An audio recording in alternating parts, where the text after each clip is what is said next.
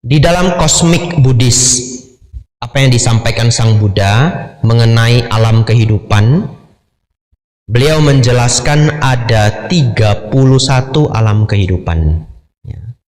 Ada yang menyingkatnya menjadi 30 alam kehidupan. Sama saja. 31 alam kehidupan itu apa, Bapak Ibu? Mari kita hafal bersama ya, karena kalau tidak hafal besok lupa. Jadi mari kita hafal bersama: 4 alam menderita, 1 alam manusia, 6 tingkat alam dewa, 20 tingkat alam Brahma. 4 alam menderita, 1 alam manusia, 6 tingkat alam dewa, 20 tingkat alam Brahma. Begitu ya? Minggu depan keluar ujian ya. Di antara 31 alam kehidupan ini ada 11 alam yang disebut alam nafsu. Nanti setelah saya jelaskan, Bapak Ibu akan lebih gampang menghafal. Kita mulai dari 4 alam menderita. Jangan pergi ke alam menderita. Jangan pergi ke alam menderita. Yang paling menderita di antara semuanya adalah niraya. Niraya dalam bahasa Pali, atau disebut juga alam neraka. Bapak Ibu Saudara, alam niraya ini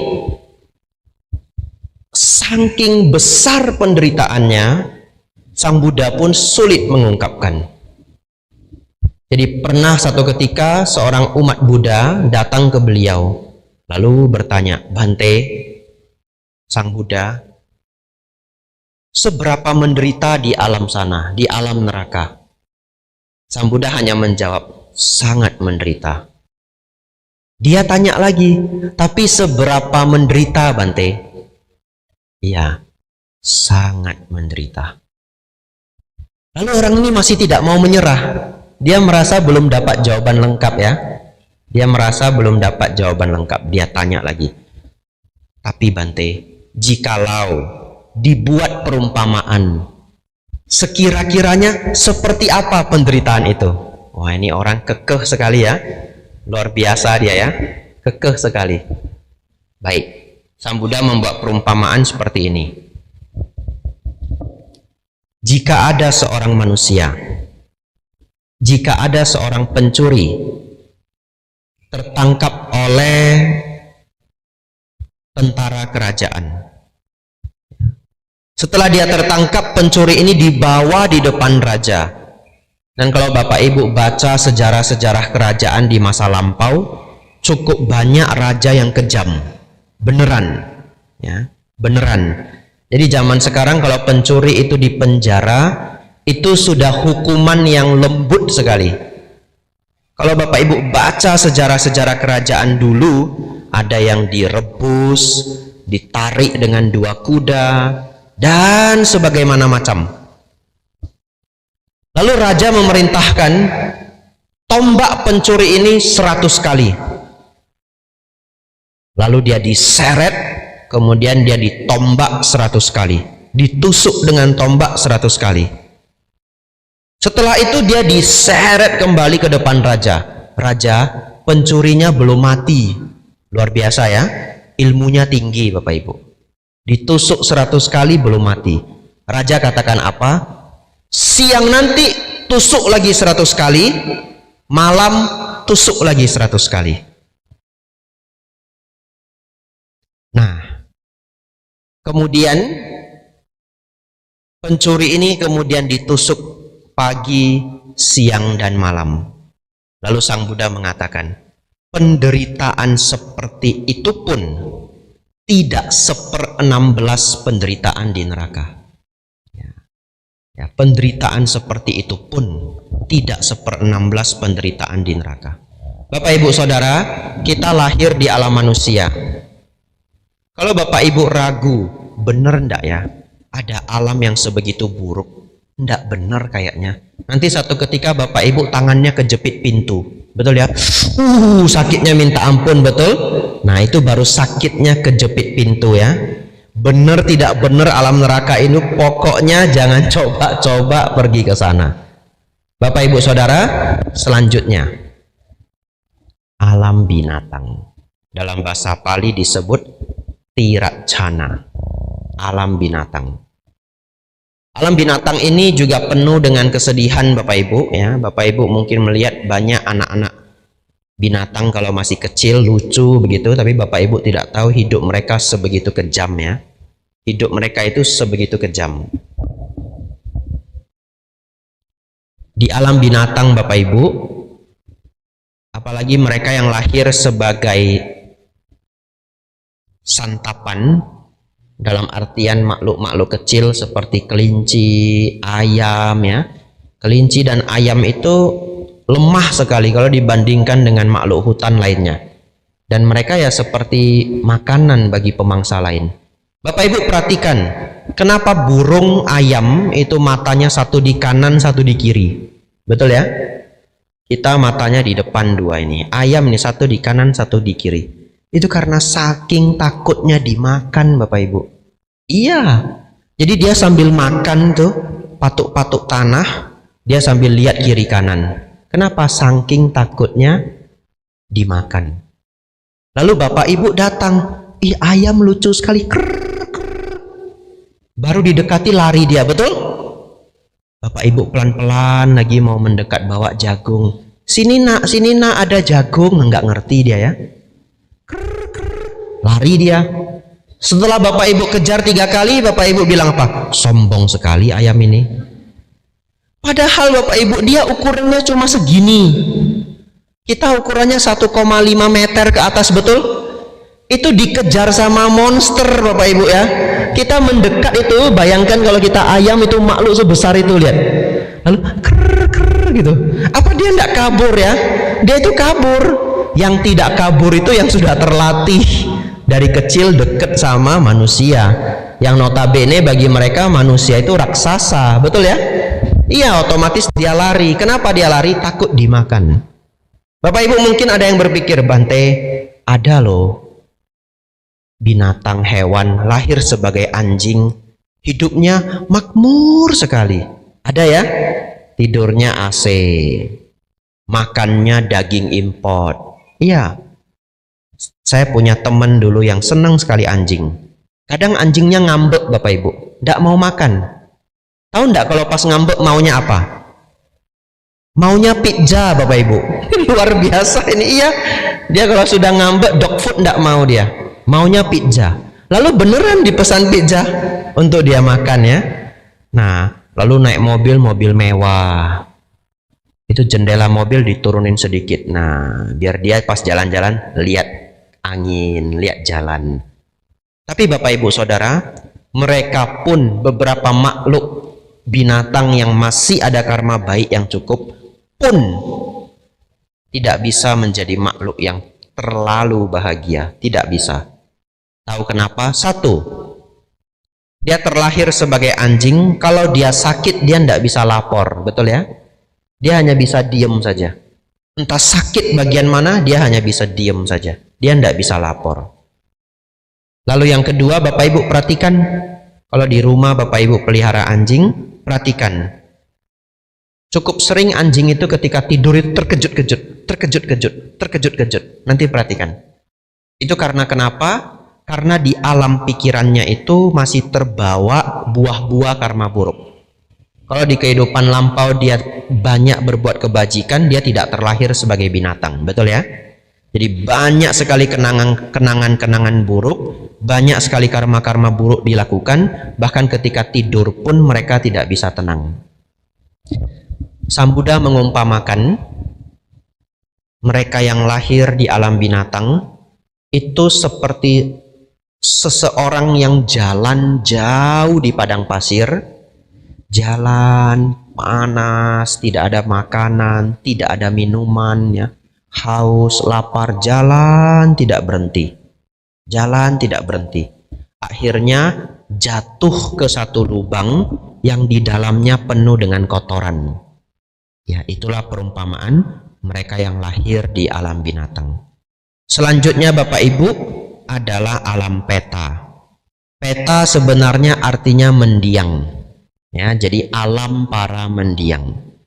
Di nama lainnya yang populer adalah alam hantu.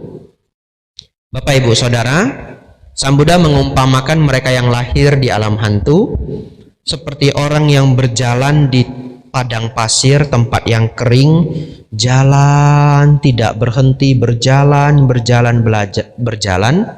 lapar, haus dan panas, kemudian menemukan pohon kecil. Lalu beristirahat di bawah pohon yang kecil ini. Pohon kecil Bapak Ibu, ya renungkan saja pohon cabai ya. Ya, pohon kecil Bapak Ibu. Pertanyaan saya, masih lebih baik mana? Jatuh ke lubang kotoran atau istirahat di pohon kecil? Ada yang geleng-geleng, nggak mau dua-duanya Bante. Gitu ya. Wah pinter juga ya, ini orang bijaksana yang jawab. Masih lebih baik alam hantu dibanding alam binatang. Jadi di antara alam-alam ini, neraka yang paling buruk, setelah itu alam binatang, setelah itu alam peta. Tapi tiga-tiga ini semua buruk ya, disebut alam apaya atau alam yang penuh penderitaan. Yang keempat alam asura adalah sebenarnya adalah alam dewa, tetapi karena kebencian luar biasa mereka senantiasa menderita. Ini juga terjadi pada manusia. Manusia itu sebenarnya sudah termasuk alam surga paling rendah. Iya betul, manusia adalah alam surga paling rendah.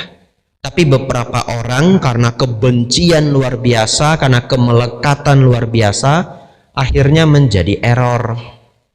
Kita sebut orang dengan gangguan jiwa, betul ya? Apakah dia bisa sebahagia manusia lainnya? Sudah tidak bisa. Ya, saya dulu belajar psikologi, praktek juga di rumah sakit jiwa. Ada yang nangis saja sepanjang hari, coba. Nangis saja sepanjang hari. Kami yang praktek di sana sampai kasihan. Kadang kami tanya, Bu, mau makan apa? Kok nangis terus?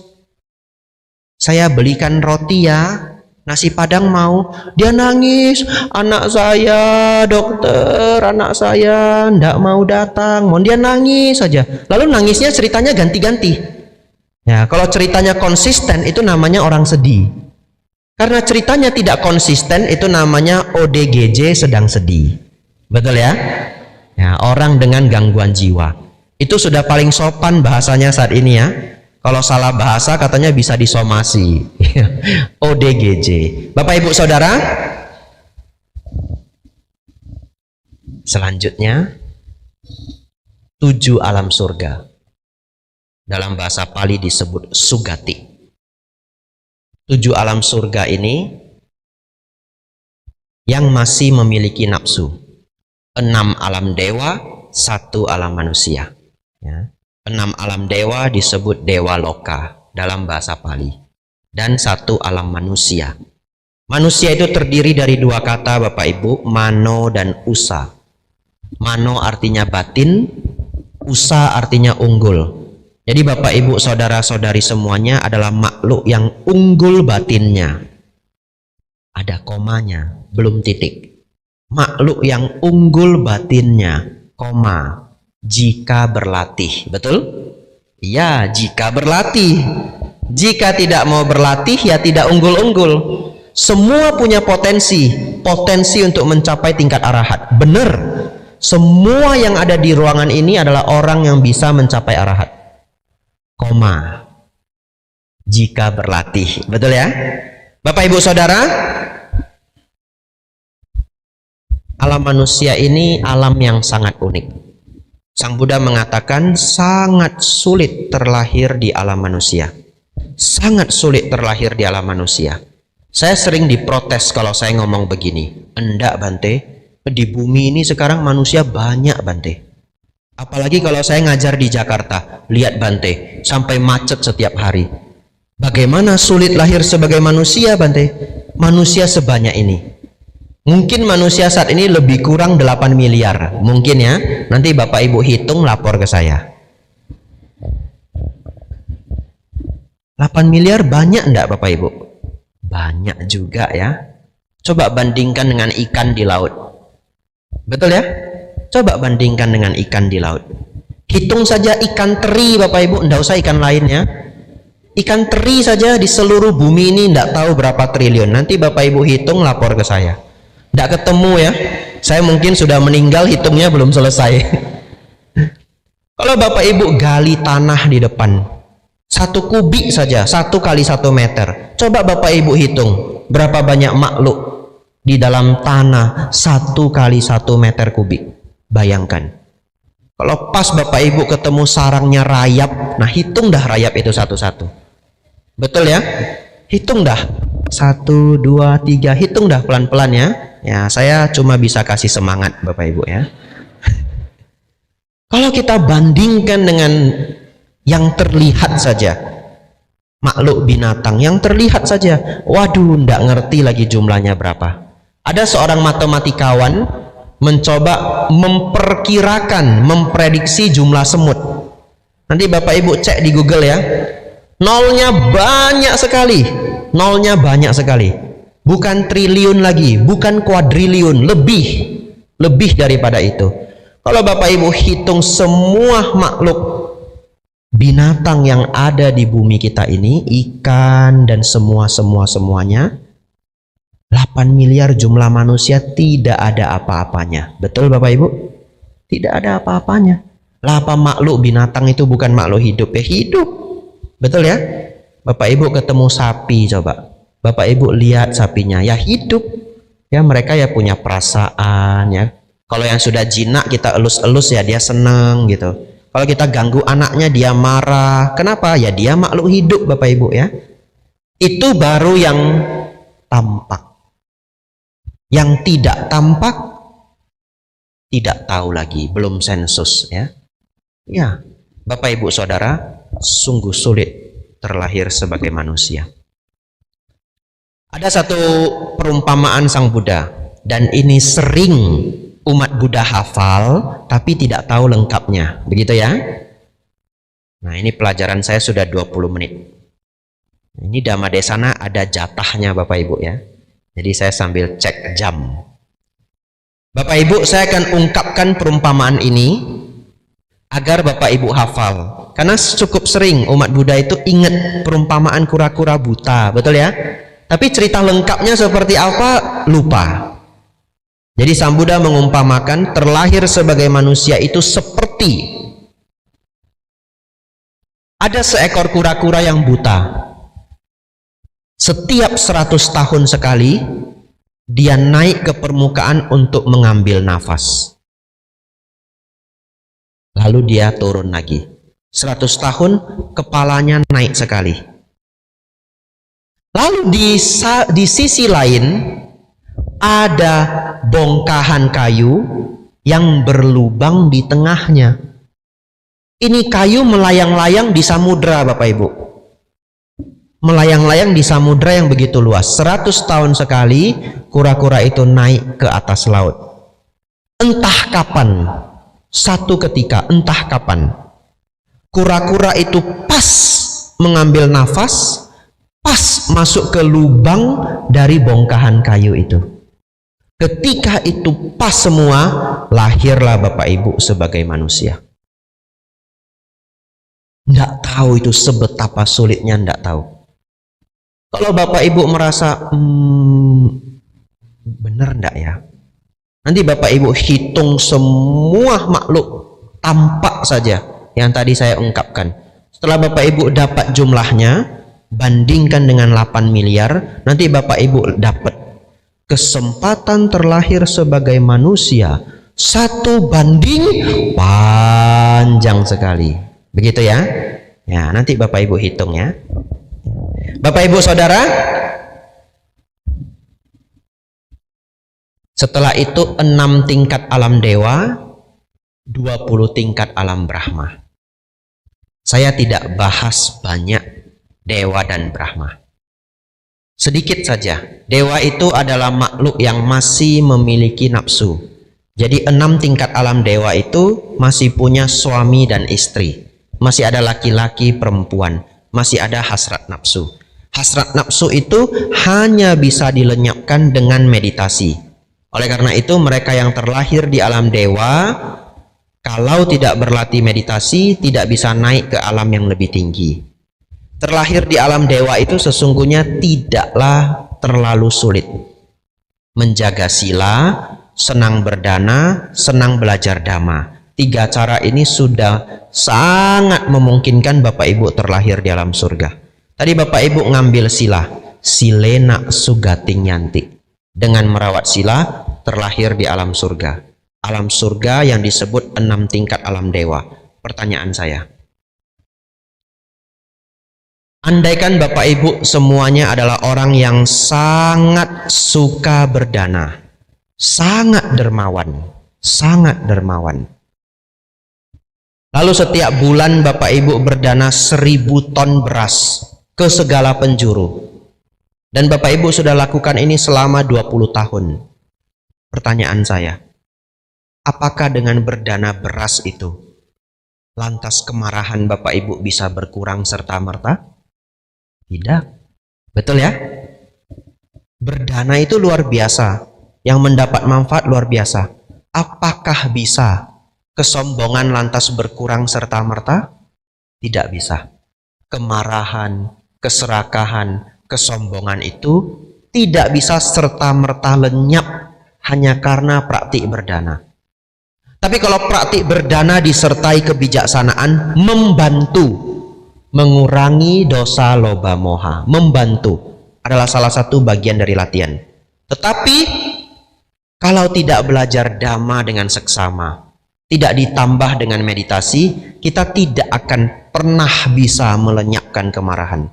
Sebaik apapun orang, kalau dia tidak melatih batin, ya masih bisa marah. Betul ya? Kalau marahnya sudah lenyap, kita sebut marahnya sudah lenyap, ditambah pandangan benar, memahami dhamma, seseorang itu menembus tingkat anagami, kesucian tingkat ketiga.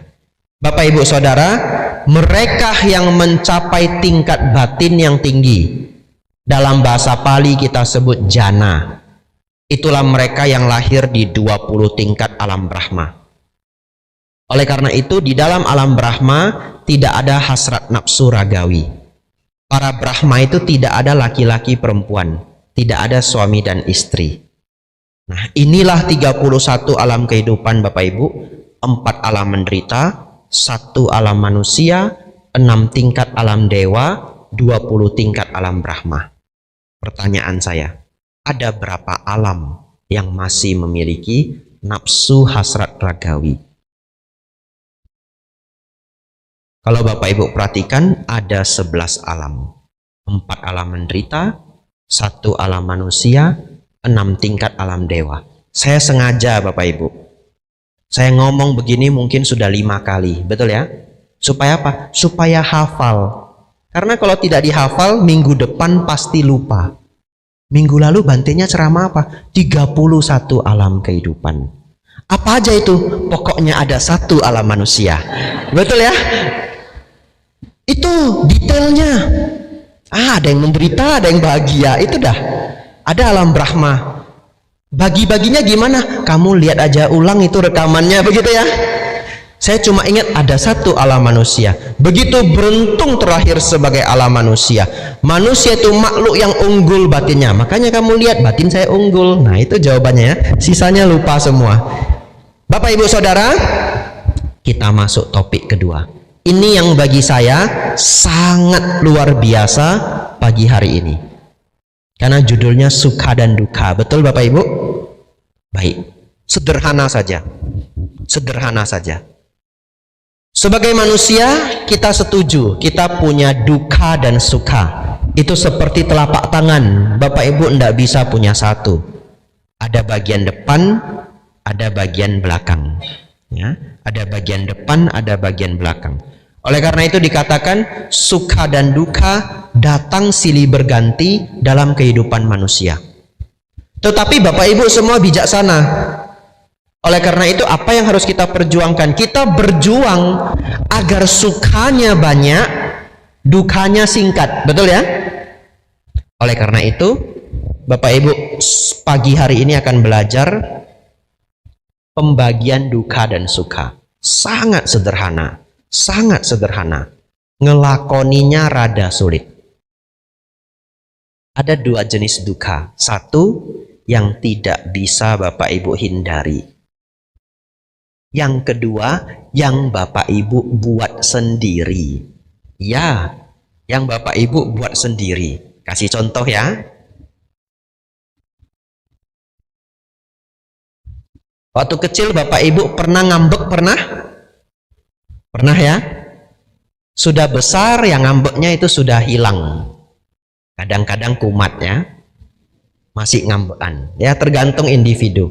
Pertanyaan saya, kalau satu ketika kita sudah dijanjiin, hari ini hari Minggu, setiap Minggu sore itu saya pasti dibeliin makan enak sama orang yang menyayangi Anda, siapa saja itu, ya, pasti dibeliin makanan enak. Tapi karena kesibukan, karena hektik, ada masalah, Bapak Ibu nanti pulang nggak ada makanan enak itu, nggak ada, ya. Yang ada cuma mie instan, Bapak Ibu, ya. Nggak dibeliin, Bapak Ibu. Pertanyaan saya, ada tidak orang yang ngambek kalau situasinya begitu? Ada? Ada ya. Tapi ada nggak orang yang tidak ngambek? Ya ada juga, betul ya. Dia pulang, dia lihat nggak ada makanan, si A ngambek, Bapak Ibu, si B biasa aja. Tapi ada loh si C, kenapa dia nggak beli makanan untuk saya ya? Langsung ditelepon. Halo, kamu hari ini sibuk apa? Kok sampai nggak sempat beli makanan? Ada nggak yang bisa saya bantu? Luar biasa nggak Bapak Ibu? Itulah sifat manusia. Ada yang marah, ada yang malah perhatian. Nggak mungkin dia nggak beliin makanan buat saya hari Minggu. Dia sayang sama saya. Pasti dia benar-benar tidak ada waktu. Betul Bapak Ibu? Sekarang kita kembali ke pertanyaannya. Ada orang yang jadi ngambek di situasi itu, ada orang yang tidak ngambek. Berarti, bukankah itu adalah pilihan Bapak Ibu? Betul ya? Mau ngambek, mau tidak ngambek, itu adalah pilihan. Pertanyaan selanjutnya, ngambek itu bahagia atau menderita? Menderita ya? Rasanya saja puas. Belum tentu Anda menang kalau ngambek. Anda ngambek sama saya rugi Bapak Ibu. Saya diemin aja. Ya, oh ngambek, silahkan, bukan urusan saya. Sudah habis belum ngambeknya? Nah, saya pergi saja, ndak urusan saya. Kenapa? Ngambek itu kan hak masing-masing individu, betul ya?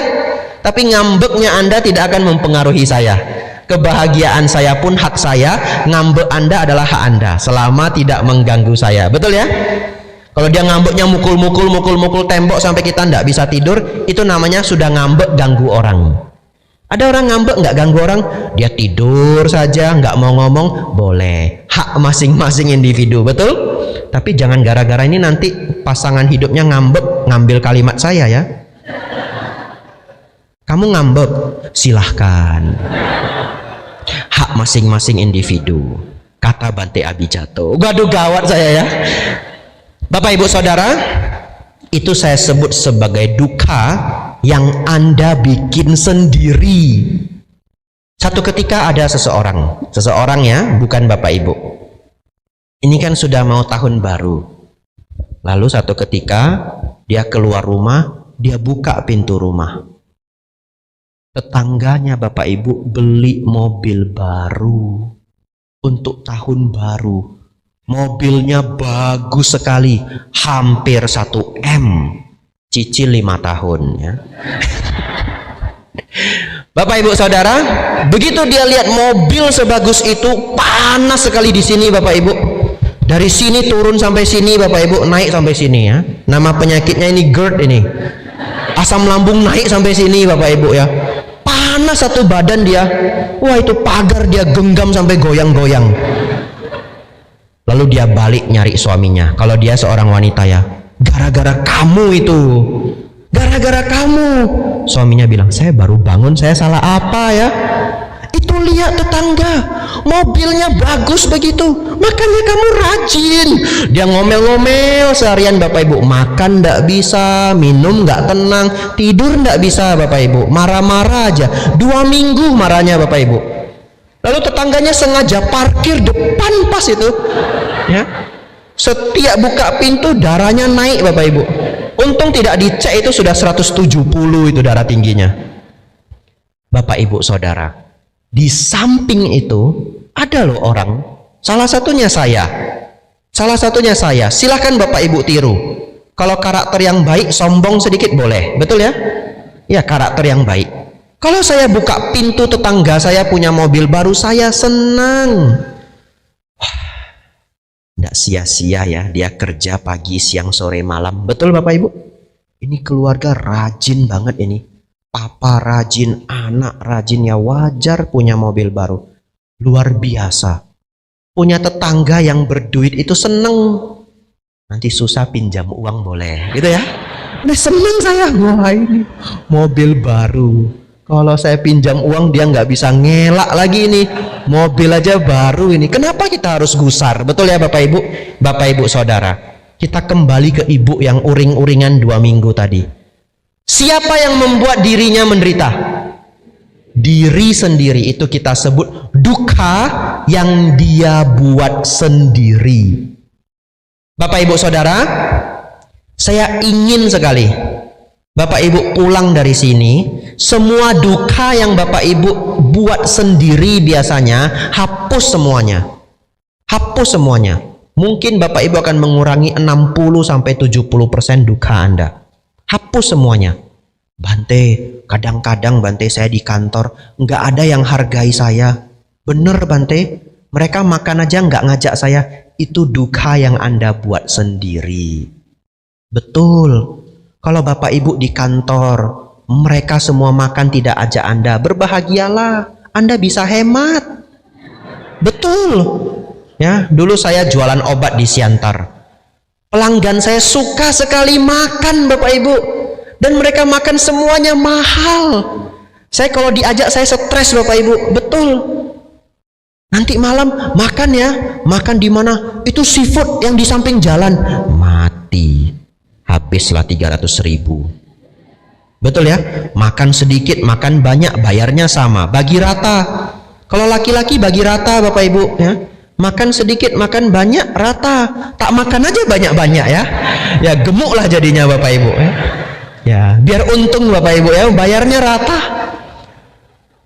Bapak Ibu Saudara, di setiap keadaan, kalau itu adalah duka batin, catat ini ya. Kalau itu adalah duka batin, itu Bapak Ibu yang buat sendiri. Duka batin itu adalah pilihan. Bahkan Sang Buddha mengatakan, walaupun tubuhku sakit, pikiran janganlah sakit. Nanti Bapak Ibu pulang renungkan. Kumpulkan sebanyak-banyaknya duka yang Bapak Ibu buat sendiri, hapus, hapus, hapus, hapus, hapus. Biasanya musuhnya gengsi. Gengsi Anda kurangin, kurangin, kurangin, kurangin. Terakhir untuk bagian ini. Duka lain yang Bapak Ibu atau orang lain buat sendiri, itu adalah tidak mau merawat sila. Ya, kalau kita pegang 5 sila, banyak duka yang kita tidak harus alami. Kalau seseorang mencuri, bisa enggak digebuk sama warga? Bisa? Bisa. Obatnya apa? Jangan ngambil barang yang bukan milik kita. Itu namanya tidak menambah duka secara bijaksana. Dan yang paling terasa adalah mereka yang minum minuman keras. Kalau sudah tahu minum minuman keras sampai mabuk, pulangnya jangan bawa motor, jangan bawa mobil sendiri. Itu namanya nyari penyakit. Itu sangat tidak bijaksana. Sudah tahu ini mabuk, jangan pulang naik kendaraan sendiri. Terus bagaimana? Pesan motor online, mobil online. Nah, oleh karena itu salah satu contoh, bukan kita semua ya. Umat Buddha tidak boleh minum minuman keras. Sila kelima, tapi ini hanya contoh agar Bapak Ibu lihat jelas sekali orang itu nyari duka. Nah, dulu saya pernah dengar cerita ketika saya masih umat, ada seseorang senang sekali minum. Setelah dia mabuk, dia mau pulang naik motor, temannya semua cegat. Jangan, kami antar aja. Oh enggak, saya masih kuat, belum mabuk. Bapak Ibu tahu sudah hampir dia pulang dekat rumah, masuk ke sungai Bapak Ibu. Beneran masuk ke sungai. Tapi luar biasanya dia masih belum jerah. Tetap lagi minum. Oleh karena itu Bapak Ibu, kalau Bapak Ibu tidak pernah minum minuman keras, janganlah membuat kebiasaan itu. Seperti ini saja sudah sangat baik, ya. Janganlah minum minuman keras. Itu duka yang kita buat sendiri. Bapak Ibu Saudara,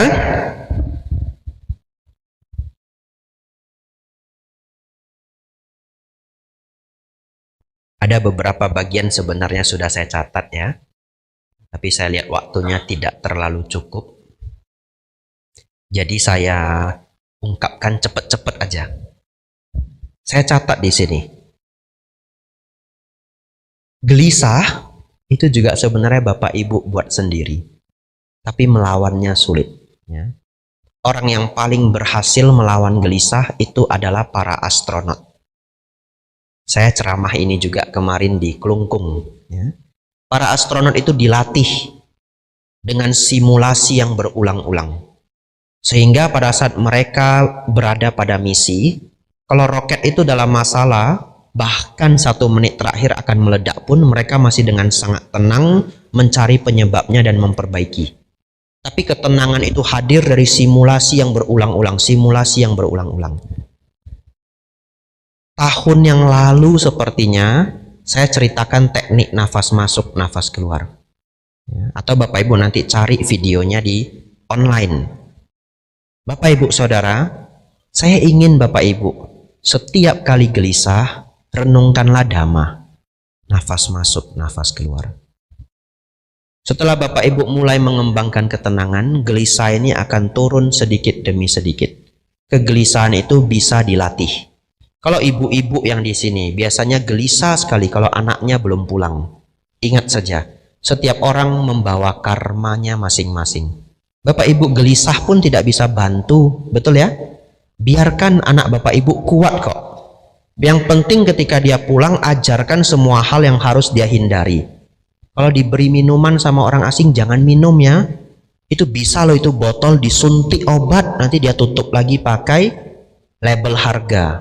Itu jangan minum ya. Diajari sebanyak-banyaknya ilmu agar dia kuat di luar sana. Setelah itu, tidak usah khawatir terlalu banyak. Gelisah Bapak Ibu turunkan pelan-pelan.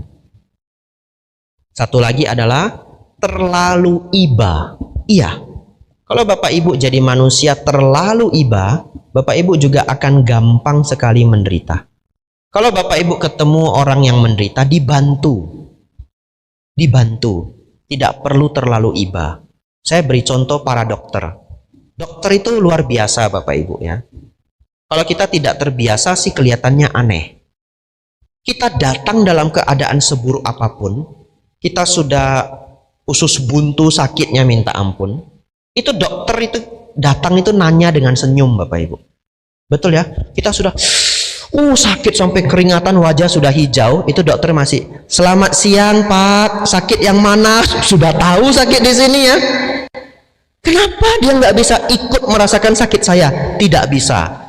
Kalau dokter ikut merasakan sakitnya kita, dia tidak bisa kerja Bapak Ibu, betul ya? Datang orang kecelakaan, tangannya terbelah, "Aduh Pak, kasihan sekali tanganmu, kenapa?" Lalu tangannya gemetar, dia tidak bisa kerja. Yang perlu bagi seorang dokter adalah apa? Ketenangan dan membantu. Secepat-cepatnya dengan sigap dia berikan obat, kalau luka dia bersihkan luka. Dia tidak bisa ikut terlalu sakit merasakan kita, tidak bisa. Tapi apakah dokter itu ada empati? Ada ya. Kalau datang pasiennya gawat darurat, mereka juga punya empati. Tapi mereka tidak larut dalam kesedihan itu, tidak larut dalam ketakutan itu. Mereka sebagai dokter harus ngobatin pasien. Jadilah orang seperti itu Bapak Ibu. Dalam dhamma kita sebut UPK. Kalau Bapak Ibu di masyarakat lihat orang yang perlu dibantu, dibantu. Iba saja tidak cukup. Tapi kalau Bapak Ibu terlalu iba, sampai sedih berlarut-larut, pertanyaan saya, kesedihan yang berlarut-larut itu duka atau suka? Duka, betul? Dan Sang Buddha mengatakan semua duka adalah kotoran batin. Iya, semua duka adalah kotoran batin. Jadi ikut bersedih berlarut-larut adalah kotoran batin. Terus bagaimana? Boleh Bapak Ibu empati, tunjukkan wajah berempati. Lalu bantu orangnya. Umat Buddha mengembangkan metta karuna, mudita, dan upekha. Meta karuna adalah membantu, mudita adalah tidak cemburu, senang melihat kebahagiaan orang. Upekha, tenang seimbang. Bapak, Ibu, Saudara, ini semua bagian mengenai duka. Ada yang tidak bisa kita cegah, yaitu sakit, tua dan mati, lapar, haus, sesak buang air, itu tidak bisa kita cegah. Tapi ada duka yang kita buat sendiri. Sebaliknya suka juga begitu. Ada suka yang kita kembangkan sendiri. Suka yang kita kembangkan sendiri, Bapak Ibu, melalui belajar dhamma dan bermeditasi. 45 menit sudah dhamma desana saya, Bapak Ibu. Kita bahas mengenai suka di lain kesempatan.